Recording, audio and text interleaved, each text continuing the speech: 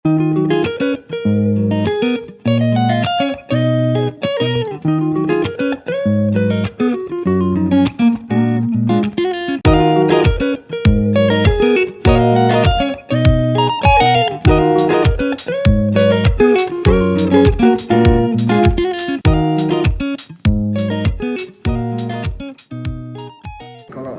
market perkantoran sendiri seperti apa maksudnya?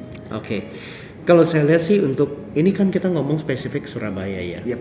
Ya, kalau Surabaya ini kan boleh dibilang untuk Harris Building contoh kayak apartment atau office tower belum inilah ya, belum terlalu yang over. Boleh bilang seperti Jakarta. Kalau Jakarta boleh di mana-mana udah pembangunan dan segala macam. Somehow kalau dilihat sih ya untuk overview-nya bahwa Jakarta untuk office itu sedikit oversupply, betul.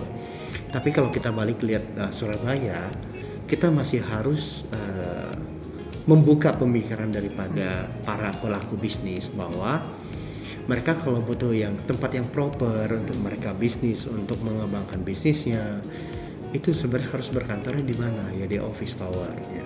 Betul ya.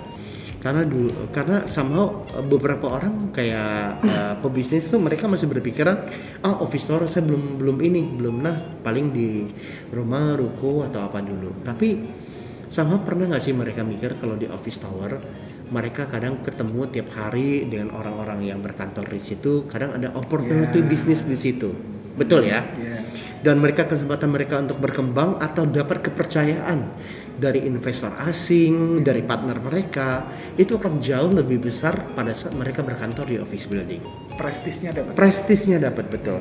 Dan makanya kenapa kalau di Jakarta mostly maunya adalah di office tower. Nah itu yang kita harus sekarang saatnya nih untuk Surabaya bangkit, para pebisnis Surabaya bangkit. Ayo kita semuanya. Kalau bisa di Fossa mas, karena ini kan di jalan boleh dibilang di CBD-nya iya Jakarta Surabaya Barat kan boleh dibilang kan. Nah ayo kita semuanya pindah ke office building karena once kalau kita di office building itu juga boleh dibilang ambience-nya beda, lingkungannya beda, dan vibes-nya semuanya ini pendukungnya juga beda sekali sih. Dan yang office building di Surabaya juga belum banyak nih, boleh dibilang belum sebanyak yang di kota besar seperti Jakarta gitu. Kalau Jakarta sejauh mata memandang kan wow office tower semua, apalagi Sudirman. Kayak kemarin kalau di Jakarta kan itu Sudirman, Tamrin semuanya kan office.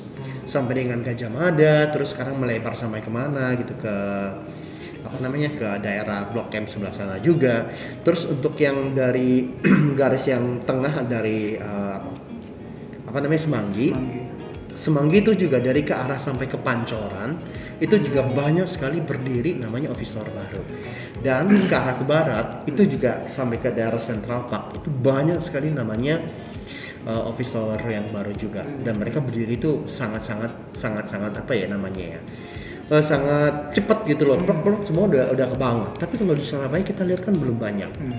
Nah itulah kenapa saya bilang sebenarnya Surabaya ini masih menuju ke kota besar yang benar-benar menuju ke sana, dan kita di sini masih merupakan tempat yang bagus untuk kita invest, tempat yang bagus kita untuk berkembang, mengembangkan bisnis, untuk tinggal, untuk invest apapun untuk di Surabaya. Menurut saya itu kesempatannya itu masih besar sekali sih untuk kita berinvestasi dan mendapatkan keuntungan dari properti. Surabaya untuk perkantoran tahun ini perkiraannya sih bisa 22 atau 23% growth-nya. Betul. Setelah pandemi ini. Betul.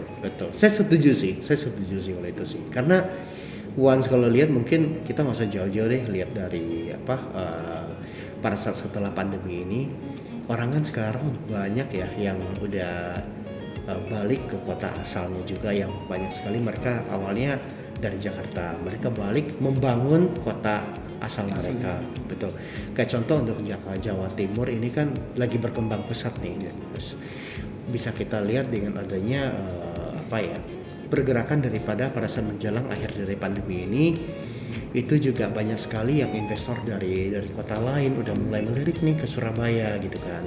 Dan untuk inquiry kayak office sendiri kemarin kita juga banyak dapat inquiry itu dari Jakarta. Dan gudang pun banyak sekali sih dari Jakarta yang mereka pemilik bisnis yang udah melihat ini marketnya si Surabaya, mereka butuh perpanjangan tangan nih.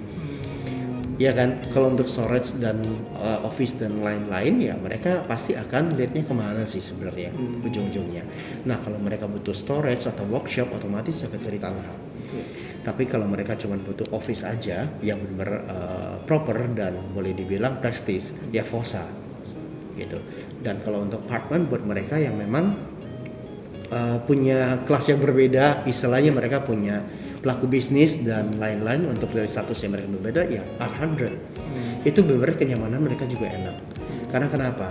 Kualitas hidup itu menentukan daripada tujuan hidup kita.